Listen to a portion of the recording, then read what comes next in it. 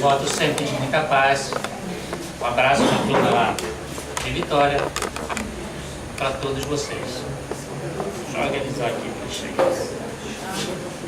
Bem, o tema proposto para essa manhã trata da obra do espírito Joana de Ângeles, que está bem aqui. Eu me apropriei desse livro que estava lá fora para fazer a propaganda, merece. Conflitos existenciais. É claro que vou fazer uma abordagem minúscula diante do tamanho e da grandeza da obra. Por volta do ano de 1998, o espírito Joana de Ângeles lança um livro que é a interface entre os estudos psicológicos que ela apresenta logo em seguida em mais de 30 obras, que foi Após a Tempestade. Logo em seguida, em 1990-92, ela lança o primeiro livro dessa série chamado O Homem Integral. Depois, O Ser Consciente, e aí vai fazendo seus estudos. Esse aqui, Conflitos Existenciais, é o 13º livro da série. Então merece, para aqueles que gostam, um estudo apurado dessa psicologia chamada transpessoal, mas que hoje já começa a ser abordada como a quinta potência em psicologia, que é a psicologia espírita. Então, no futuro, nós vamos ter essa linha de reflexão, de pensamento com essa terminologia. Conflito. Alguém aqui tem conflitos?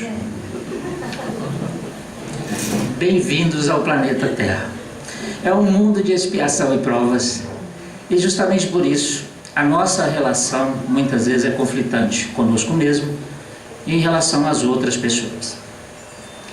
A bandeira que o Espiritismo traz, que é fora da caridade não há salvação, muitas vezes o indivíduo não se inclui no aspecto da caridade. Ele muitas vezes aprende que tem que fazer bem ao próximo, mas não faz bem a si mesmo, gerando uma série de transtornos, de conflitos na sua existência. Muitos querem realmente desenvolver o amor ao outro sem, em nenhum momento, observar a perspectiva do alto amor. Então é alguém que não se ama, querendo amar. Isso torna-se realmente muito conflitante e muito difícil. Então, oposição de interesses, sentimentos, ideias, luta, disputa, desentendimento, briga, confusão, tumulto, desordem, é um conflito. Muitas vezes esses conflitos são internos. Você imagina um espírito que não quer responder às suas escolhas, enviado a um planeta para justamente confrontar as vidas passadas e fazer aquilo que o livro Céu e Inferno, no capítulo 7 do Código Penal da Vida Futura, nos ensina aos espíritos, que é, primeiro, arrepender-se, segundo, expiar a falta cometida, ou seja, às vezes vivenciar processos iguais, parecidos, para apreender e aprender, depois reparar o dano causado. Então muitos de nós têm que passar por algumas experiências e reparar os danos que foram causados, não basta só arrepender. E é nesse momento que nasce o conflito, você é colocado muitas vezes contra a sua vontade, e é isso que se torna expiação. Por isso que há muita lamentação na expiação. Já outros, reconhecendo essa necessidade, configuram a sua encarnação nos campos da prova. Ou seja, eu agora sei que preciso, escolhi essa tarefa, já conhece a caminhada e vai passar por um teste. Então nós temos essas diferenças aqui planetárias, ou seja, desses espíritos encarnados neste planeta. Então, por isso, há tanto conflito, tanta confusão, tanta dificuldade às vezes, principalmente nos relacionamentos. Sobre a existência, já que estamos falando sobre conflitos existenciais, o espírito André Luiz diz que existência é a soma de tudo que fizemos de nós até hoje. Peraí, dessa encarnação? Não. De tudo que nós fizemos quanto espírito. Nós somos a somatória. Nós somos o conjunto de informações, de escolhas, de conquistas, de perdas, de conflitos armazenados até aqui. Então nós somos seres antigos, passando por experiências de aprendizado, como se fosse numa escola, nas etapas desse aprendizado terreno. Os Espíritos do Evangelho dizem que a Terra é um planeta escola, presídio, hospital, eu acrescento psiquiátrico, às vezes, e que também é um planeta periferia do universo. Tem muita gente que acha que mora bem, né? Mas com relação à Via Láctea, você mora na periferia como qualquer outro. Então quer dizer que é um planeta onde dor, problemas e conflitos são naturais no processo evolutivo. Assim também como o erro faz parte desse processo. Errar faz parte do evoluir. Por isso que nós precisamos refletir muito sobre as escolhas para ir aprendendo nesse planeta tão diferenciado. A Emmanuel diz que a existência terrestre pode ser comparada à laboriosa viagem. O corpo é a embarcação, o pensamento é a força que move e a língua é o leme. Muitos conflitos poderiam ser resolvidos com a boa utilização do pensamento e a retenção da fala. A língua, muitas vezes, expressa o que tem no coração, como diz Jesus, e o resultado disso é uma série de conflitos. Quem é que não está vivenciando isso nesses dias de hoje, tão tumultuados no nosso aspecto aqui brasileiro?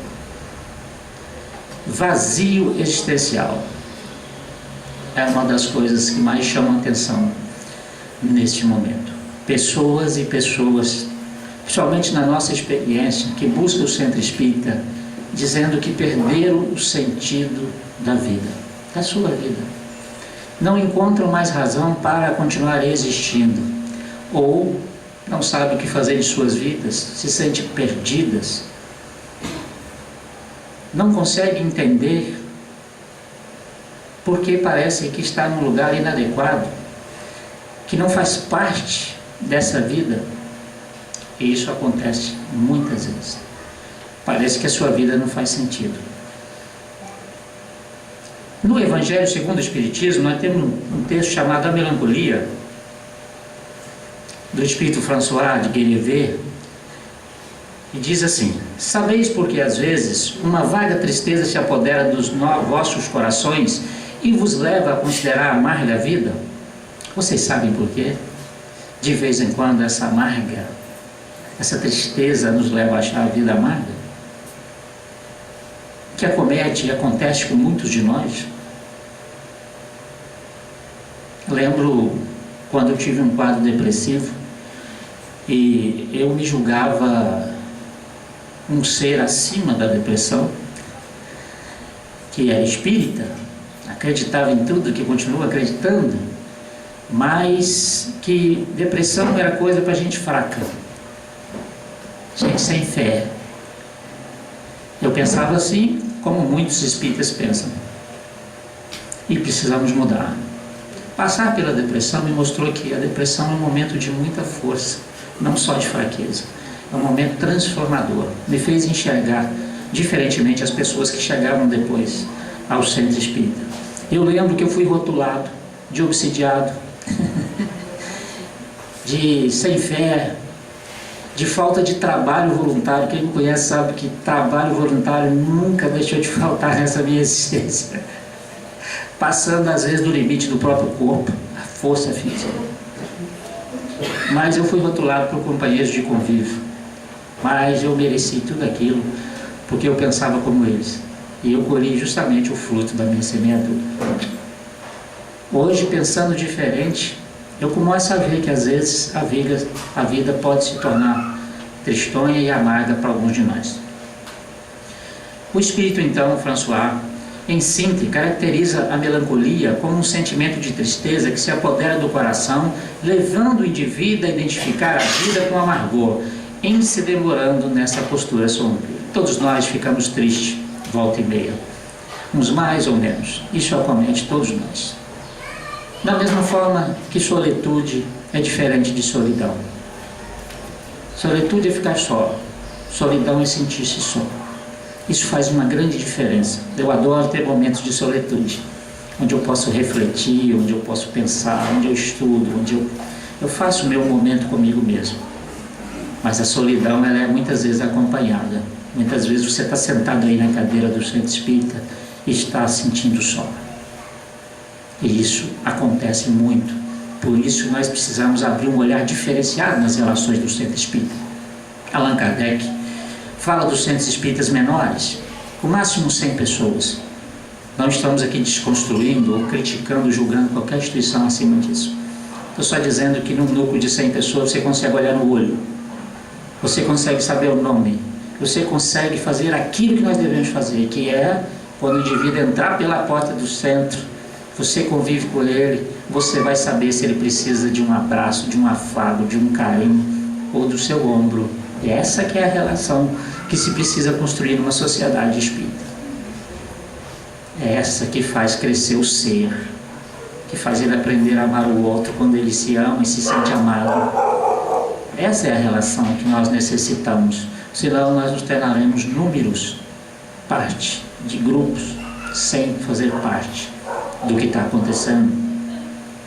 Pode-se cair na apatia, lassidão e profundo abatimento sob o domínio da alma triste. Um dos diagnósticos da depressão é a tristeza demorada. Ou seja, o indivíduo teve uma depressão reativa relacionada a uma perda, a reação a essa tristeza, que caminha por longos meses, e nós já dizemos aqui uma vez e repetimos, toda dor deve ser sentida sim, mas ela precisa ser esgotada. A dor não pode ficar. Você tem que esgotar essa dor. Esgotar a dor é deixar de entristecer-se. Ou seja, chega um momento que é preciso mudar o padrão disso, a sintonia e tal. Aprender com isso. E é uma necessidade de todos nós.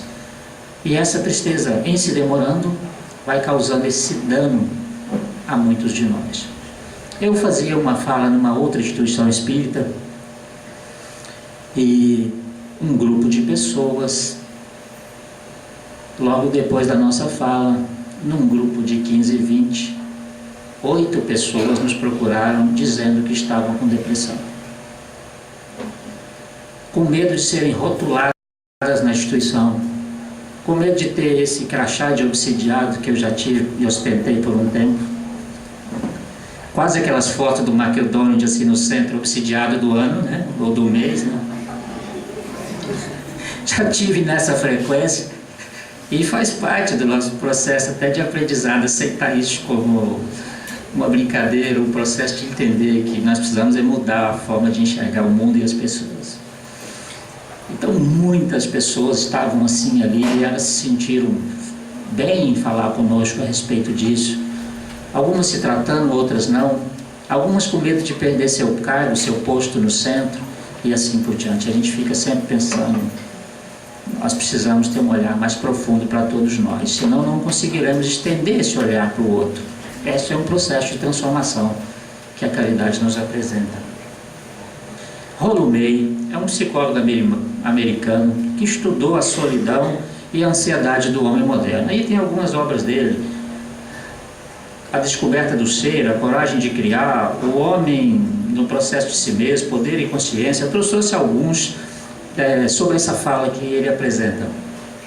Ele apontou nas suas pesquisas o vazio existencial como um dos problemas fundamentais dessa época, que mais está acometendo o ser neste momento. E ele então fala, ao se referir ao vazio existencial, ele chama as pessoas de gente vazia. Ele se ocupa de reflexionar sobre as razões psicossociais desse fenômeno em uma sociedade como a nossa, infelizmente pautada em valores consumistas. Consumir, consumir, mais, mais e mais. É claro que não há nenhum puritanismo na minha fala. Uma sacolinha no shopping de vez em quando não faz mal a ninguém. Do mesmo jeito, tomar um café com os amigos, com as amigas, fazer um almoço fora, podendo, não vai lhe fazer nenhum mal. O problema são os excessos e a dependência que se constrói em cima disso. Para ficar feliz eu preciso de. E essa construção de necessidades que vai fazer a diferença entre esse excesso consumista Eu preciso mais, eu preciso mais. Tem um vírus que ronda o movimento espírita, que de vez em quando ataca os espíritas, chama o vírus da doença do quero. Quando ela chega, você nem dorme, você quer. Você quer o celular do último tipo, você quer o carro, você quer a televisão, você quer. E aí você desconstrói tudo aquilo que vem sendo processado no conhecimento espírita por um padrão consumista. Você precisa ter aquilo para ser feliz. Então, se nós fizermos uma lista de 10, 15 coisas que nós queremos para ser feliz, olha, depois que eu tiver isso, que eu conquistar, eu vou ser feliz, você vai perceber que no final das 15 você terá outras 30 e não vai conseguir ser feliz. É nessa relação das necessidades construídas que Allan Kardec fala que a felicidade é relativa à necessidade. Às vezes a felicidade é a comida para quem não tem. Para aquele que já tem comida, não vai alterar o seu quadro. A gente precisa estar muito atento em relação a isso, porque o mundo fornece e oferece de tudo, e não há problema você deter coisas. Elas que não podem te possuir.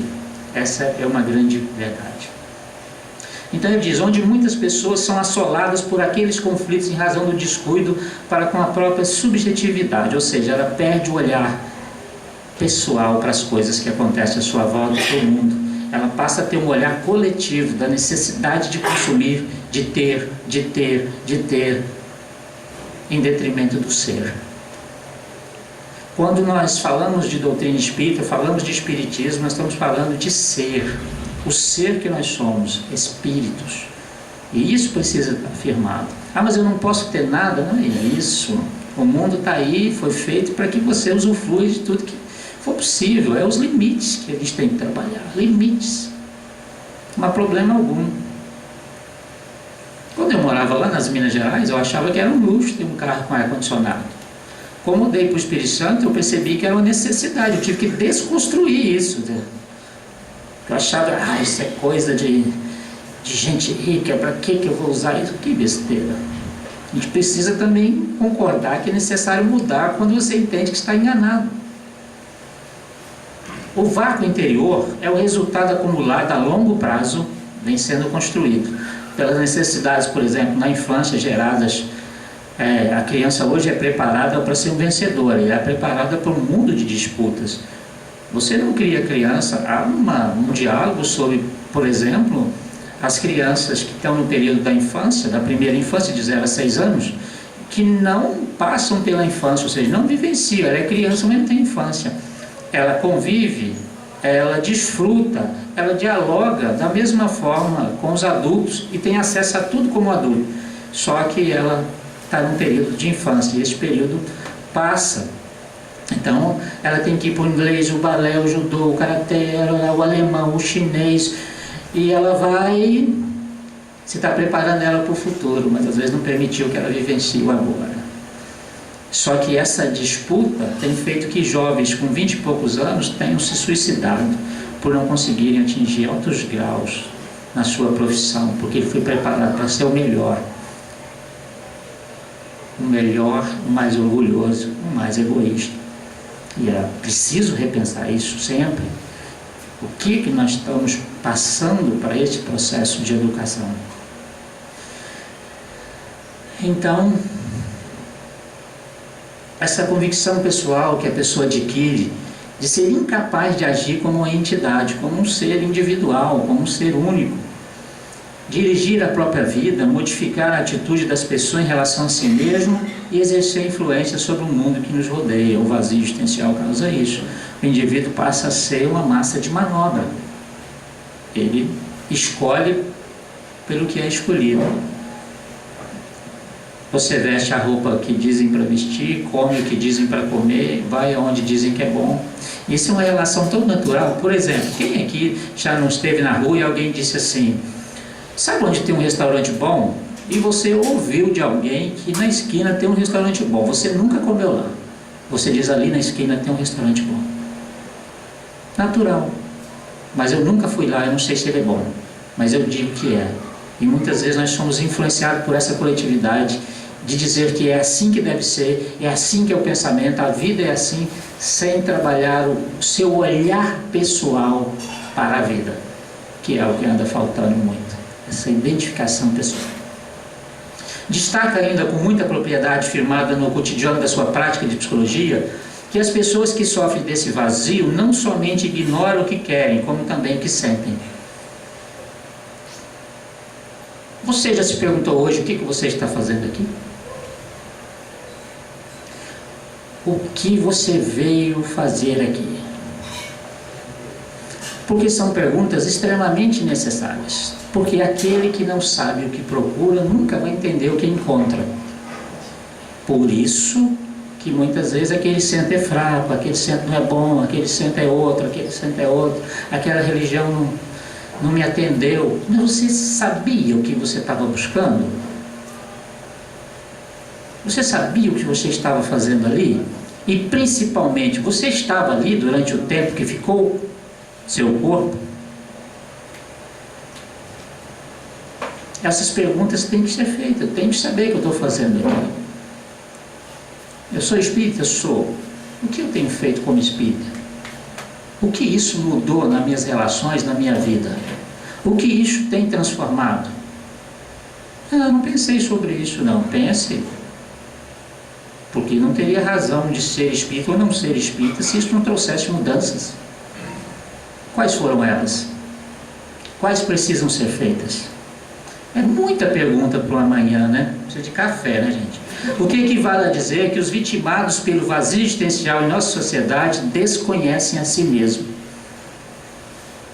Se você desconhece a si mesmo, você é mais fácil ser moldado pela coletividade.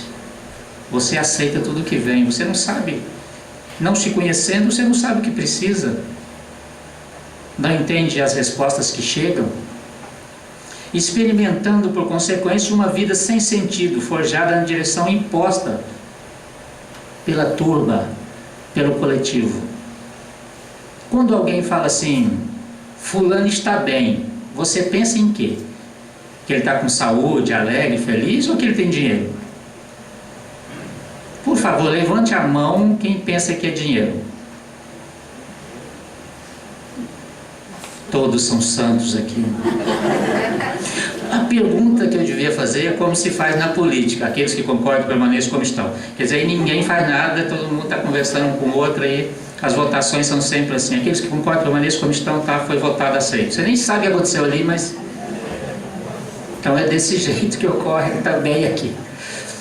Então, uma pessoa levantou a mão que pensa assim, os outros não pensam. Pensam que a pessoa está feliz, espiritualizada, de bem com a vida. Me engana que eu gosto. Não necessariamente da forma que você colocou. Às vezes a gente pensa que a pessoa está bem de saúde, está bom astral, tem um bom trabalho, uma família organizada. Não necessariamente isso. Tá bom, entendi muito bem. Faz de conta que é sempre assim. Quando nas relações nós vamos conversar e alguém diz, fulano tá bem pra caramba. Você pensa o quê? Ah, o caramba mudou? Pô, desculpa, gente. Faltou o caramba então, né? Mudou muito, né? Muito obrigado. De onde nós viemos?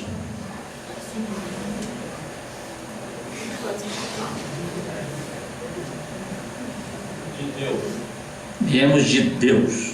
Se a gente for entrar na ideia de falar sobre Deus, nós vamos gastar 3 dias, né? Mas de onde nós viemos? Então, nós viemos de Deus. Tá. E daí?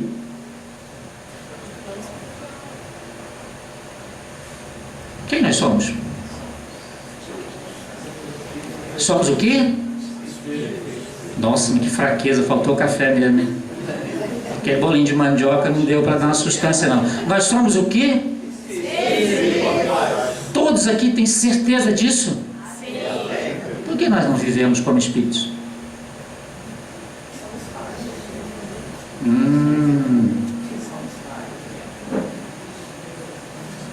Como são os espíritos? O que eles fazem? Qual o seu papel aqui na Terra? Qual o papel do espírito encarnado? Como? Bom, os espíritos respondem a Allan Kardec assim: auxiliar os progressos uns dos outros, reformar as instituições por meios físicos, materiais e legais. Auxiliar o progresso uns dos outros, reformar as instituições, todas elas. Nós estamos fazendo isso? Eu ouvi um sei lá? A gente tenta. A gente tenta. Ok, vamos lá. Nós vamos trabalhar uma técnica chamada técnica parda. Eu sei que está gravando, mas eu tenho mania de ficar perguntando, gente. A interação é muito positiva, mas espero não atrapalhar. A técnica parda começa com a percepção de si mesmo. Como eu vou entender o que está acontecendo comigo, como eu sou, qual é meu papel na vida, qual é a função desse ser imortal em relação ao progresso que tem que desenvolver, em que momento eu preciso avançar com isso, em que ponto eu preciso avançar se eu não perceber, não tiver uma ideia de quem eu sou. O Espírito Emmanuel fala que em qualquer momento você deve avaliar as suas tendências, para você saber quem você é, não o que você acha que é o que você sente em relação às coisas que acontecem, aquilo que você sente de verdade, não aquilo que você mascara. É o lado negro da força, aquele que você faz de conta que não existe. É aquele olhar amoroso e justo quando você está na fila do banco e você está até sapateando de tanta pressa, tudo atrasado, porque você se atrasou, e entram 6 idosos na fila e você olha e fala: Jesus, que bênção. A recomendação é amar o outro. Quando diz amar o outro, eu participo das tarefas, parabéns. Mas e aí? O que você tem feito quando não está aqui com esse espiritismo? Na sua casa, no trabalho, na vida de relações.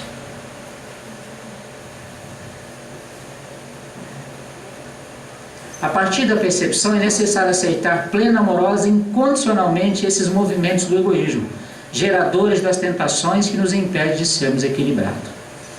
Allan Kardec pergunta aos espíritos na relação dos vícios qual é o vício mais radical. E os imortais respondem a ele que é o egoísmo. E diz que, se for analisado profundamente, o egoísmo está na raiz de todos os vícios. Incrível isso, né? Aí a gente fala assim: eu não sou egoísta. Muitas vezes a gente fala assim: eu não sou tão egoísta assim. Às vezes eu ajudo as pessoas. Eu sou bonzinho, não sou bom, mas eu sou bonzinho. Eu faço o bem, sem olhar a quem. Só que não. Nos deparamos com um sentimento egóico muito comum, que é o orgulho, manifesto ou disfarçado. Está no livro do médico Alírio Cerqueira. Disfarçado. Muitas vezes nós somos orgulhosos, disfarçamos o orgulho de humildade, para dizer que a gente não é ninguém, não é nada, estamos crescendo. Aí todo mundo entra no centro espírita e acha que todo mundo que está aqui dentro é perfeito, é santo. Com 3 meses de convivência, fala: meu Deus,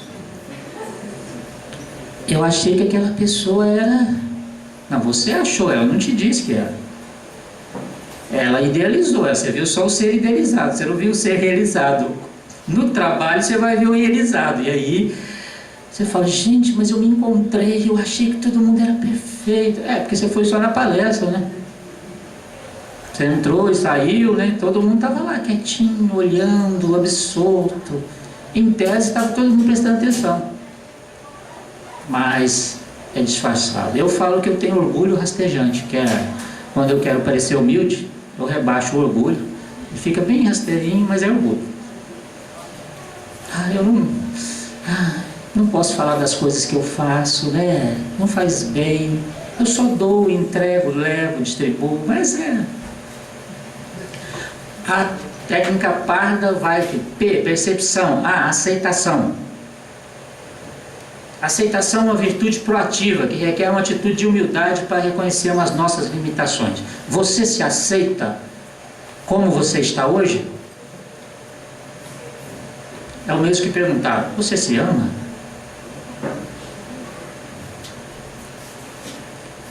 Olha, eu me amo, não me amo, mas eu me amo. Não, eu gosto de mim, tá? Mas você aceita a condição que você se encontra, a situação, você quer mudar algumas coisas, você está apaixonado, me chamar de Leonardo Paixão, então eu estou apaixonado hoje por mim, né? Quer dizer, você está apaixonado por você está se amando, não é chegar na frente do espelho e dizer eu me amo, beijos, eu me amo, não. É uma construção de entender quem você é e aceitar a condição que você se encontra com possibilidade de mudança. Aquilo que não te faz bem, você vai alterar. Mas é de ter a coragem de existir sendo você. Não ter medo de ser você. Não ter medo.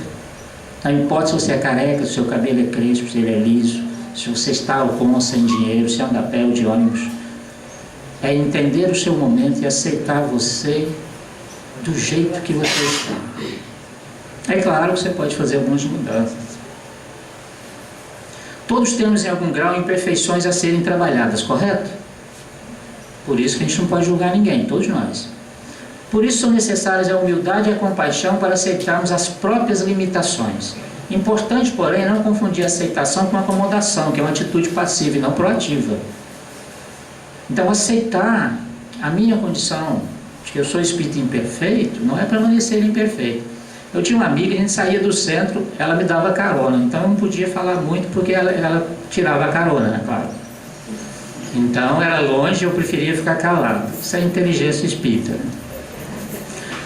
Então ela saía, acendia um cigarro, falava, você vai fumar de novo? Tipo assim, se o carro fosse meu, você não ia fumar no meu carro. Mas eu não dou conta, eu vou deixar para outra encarnação. Eu falei, quem disse que você vai ter outra nesse mundo, criatura?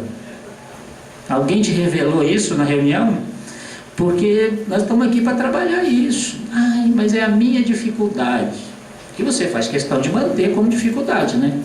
Nesses anos todos, qual o esforço que você fez para não fumar?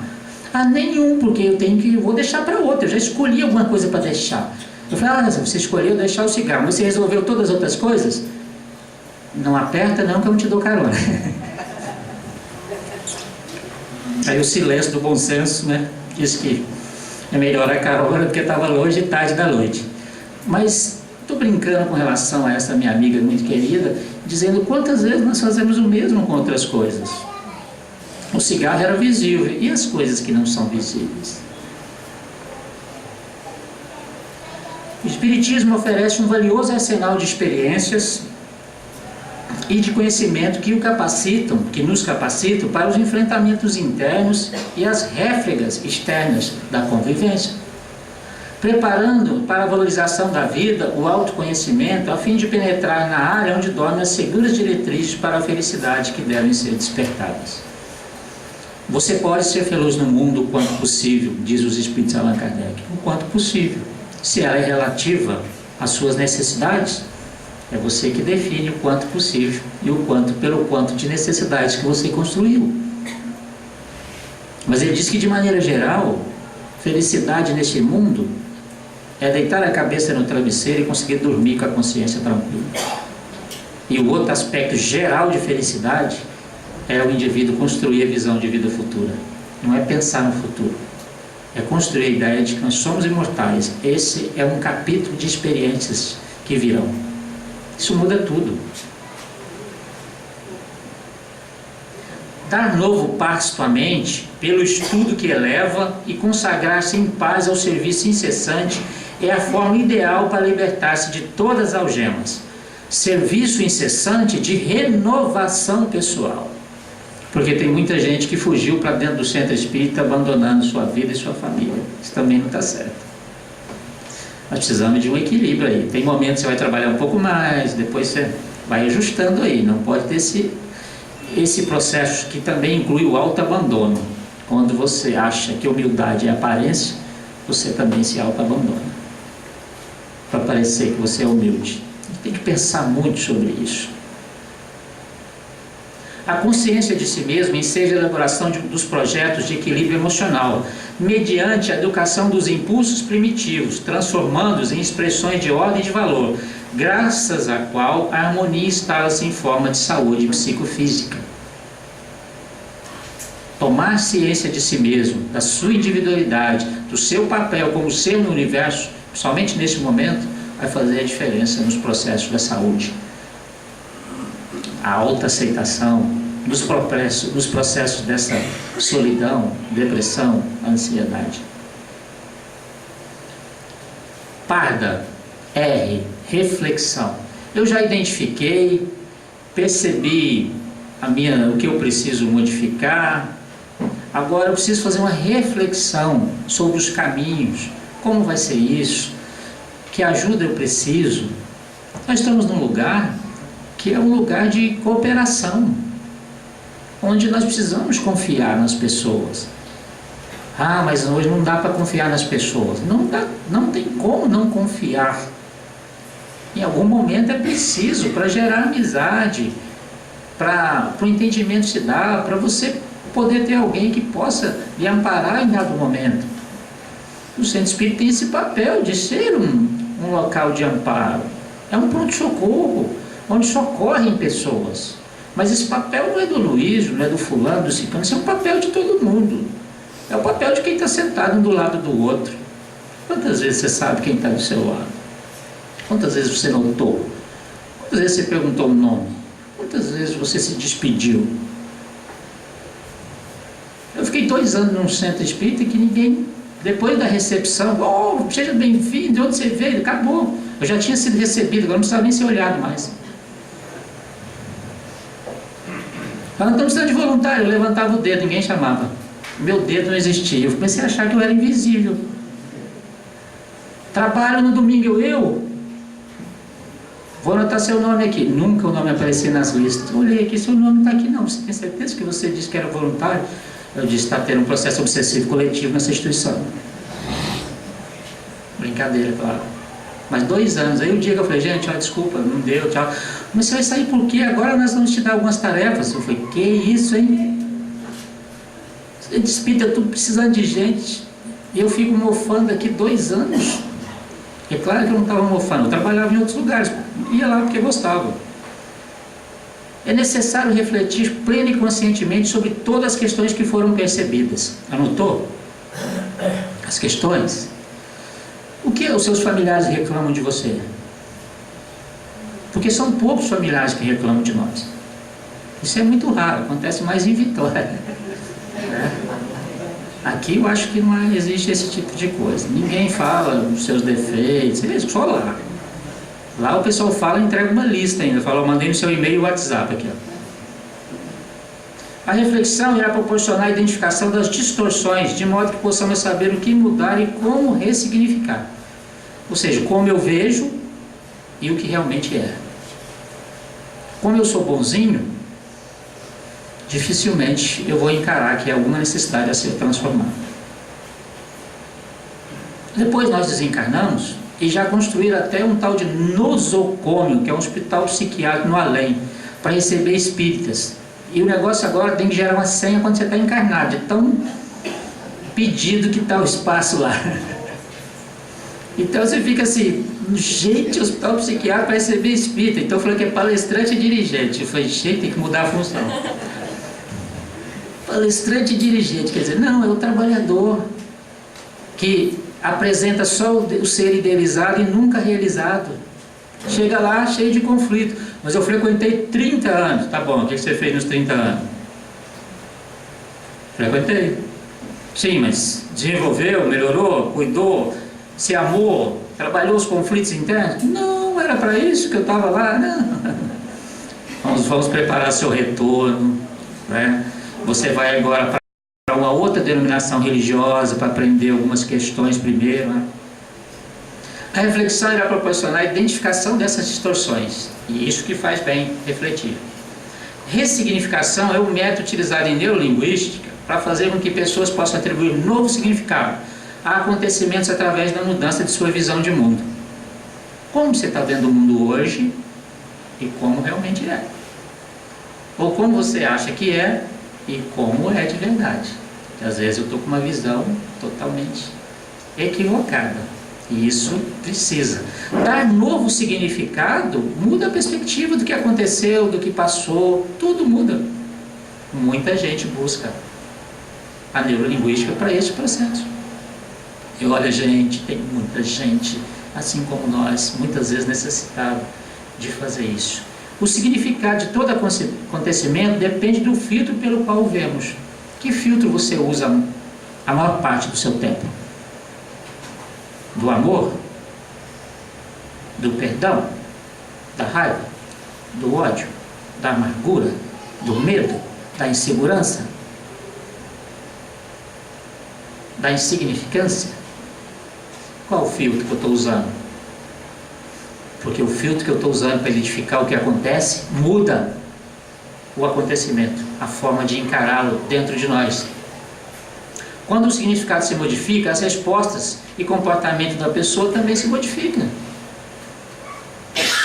Às vezes nós passamos por um processo e naquele momento ele é terrível, depois você olha ele, ou seja, ressignificou. Você fala, foi ótimo, foi uma experiência e tal, mas no momento foi terrível.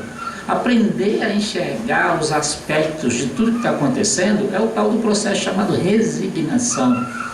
Resignação é dor sem sofrimento, diz Joana de Anjos, ou seja, a dor existe.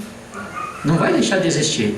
Ela vai acontecer, precisa ser esgotada, sentida, mas é como você lida com a dor e não a dor em si. Se você lamentar, a dor fica mais doída. Já teve algum sofrimento que você reclamava muito, lamentava, o sofrimento parecia que, além de aumentar em você, ninguém te suporta à sua volta. A medicina, a área de saúde chama de pessoas poliqueixosas. Então tem gente que é poliqueixosa. Outro sim, o hábito de oração é o cultivo dos pensamentos dignificadores, são o coramento do processo curativo para o encontro com a paz. O Pai Leão sempre dizia, manda a prece na frente. É difícil, eu entendi isso depois. Porque manda a prece na frente, eu digo, Deus, me ajude a resolver o problema. Então, não era isso.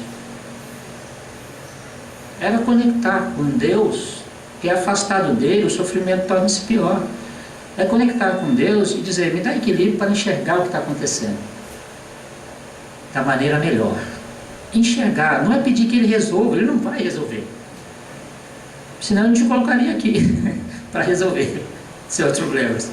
É para te dar uma luz, para você enxergar o que está acontecendo, ou silenciar, ou acalmar, para ver as perspectivas diferentes do acontecimento. É isso que precisa ser feito. Aí o que nós fazemos? Eu estou com um problema que eu gastei 5 anos para arrumar esse problema. Aí alguém me diz que tem que orar para Deus te ajudar. Aí eu oro, meia-noite eu oro, da meia-noite à 00:01. Prece com pressa. Corta metade do Pai Nosso e vou para a sincera. Aí durmo, no outro dia, dá lá 12:00, falo, poxa, não resolveu o meu problema, né, Deus? Caramba, orei ontem e aí, nada mudou. Não vai mudar. Você não teve nenhuma ação que modificasse isso, nem você mudou. Isso é o mais comum. É igual o espírita com livro de cabeceira. Ele deixa para ler quando ele vai dormir. Aí procura o centro espírita dizendo, eu acho que eu estou obsidiado. Deve ser por Morfeu, o espírito do sono que dá. Porque na hora de dormir você quer ler. Você vai para a cama para ler, na hora de dormir você me dá um sono quando eu pego o livro. Até eu, de qualquer um. Decisão, que é a próxima, está terminando. Essa eu vou correr mais. Após a reflexão, é precioso tomar a decisão plena e consciente do que fazer para iniciar o trabalho de mudança, de ressignificação dos nossos movimentos egóicos. Agora, depois da repetição, é preciso agir. O movimento egóico torna-se um vício retroalimentado, que por mais que esteja desagradável, nós acostumamos a ele. O que é isso? Emmanuel fala no livro Pensamento e Vida que o hábito é uma esteira de reflexos mentais acumulados, causando constante indução à rotina. Então você imagina reflexos mentais que você vai... O que você pensa muito? O autoconhecimento vai do que você gera de pensamento o dia inteiro. Isso constrói os hábitos, que se tornam uma esteira repetitiva. Ela vai e volta, vai e volta. Num alimentação. Os hábitos nascem primeiro no pensamento idealizado, naquilo que você quer, constrói, acha, acredita. Geradores dos sentimentos que vão se tornando aos poucos ações concretas no material, no plano realizado. Então a mudança do pensar, do que eu estou pensando e gerando, muda as minhas realizações. Se eu xingo muito irritado, muito nervoso, grito muito e tal, no centro espírita eu venho pacificado à noite ou de dia, eu vim aqui 1 hora na semana. Quantas horas eu gastei com outro pensamento? Como é que eu vou transformar? Só de estar aqui. O passe não resolveu não, mas você não se resolve.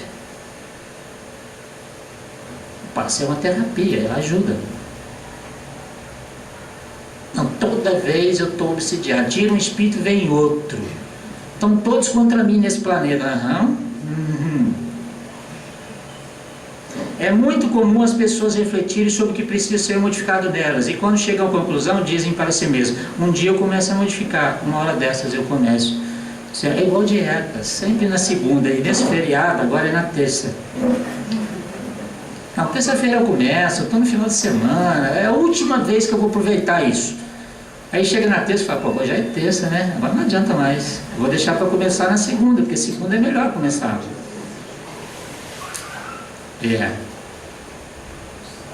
Ação. Parda. Uma vez tomada a decisão de mudança, torna essencial a ação plena e consciente para a substituição gradativa e suave do movimento egóico, dificultador da prática do amor pelo movimento essencial proativo. Nós precisamos agir em favor de nós mesmos. Não dá mais tempo de ficar pensando no que nós devemos fazer e não fazer nada. O que em essência me incomoda, o que realmente eu preciso mudar, precisa ser avaliado. São as minhas reações diante dos acontecimentos que precisam ser repensadas. E não aquilo que eu acho como referência do se fazer, de idealização. Nós precisamos amar todo mundo. Tá, tudo bem, mas você ama todo mundo? Não. Então é isso que precisa ser trabalhado. Mas Jesus manda perdoar, tudo bem, Ele manda, você perdoa? Não. Então por que você não perdoa? Que é um motivo de ser trabalhado. O que me leva a não querer perdoar? Porque a experiência do perdão de Jesus, a reflexão sobre a necessidade eu já tenho. O que em mim me leva a não perdoar? É isso que precisa ser mudado. Essa é toda a percepção. Percepção, aceitação, reflexão, decisão e ação são os caminhos da técnica parda. Olha, semana que vem eu volto aqui, vocês tragam um relatório disso aqui para a gente poder debater sobre as transformações nessa semana. Claro que não, né? Percebe si mesmo, trabalha esse processo da autoaceitação, reflete sobre as necessidades, tome as decisões que você precisa tomar, construa a sua ação. É assim que se modifica. Não dá mais tempo para ficar esperando que alguém faça por nós ou transferindo os nossos dramas para o outro. Não vai ser assim. Queridos, agradecidos pela oportunidade dessa manhã maravilhosa, muito obrigado. Que possamos, dentro da nossa percepção, passar um pouco do que o livro trata, que é muito amplo. Eu incluí algumas outras coisas para que a minha fala, no meu entendimento da obra, pudesse ser passado.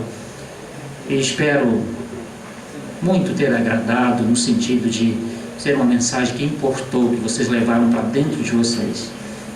Agradecido pelo convite, por tudo, pela recepção sempre calorosa e amorosa. Assim seja.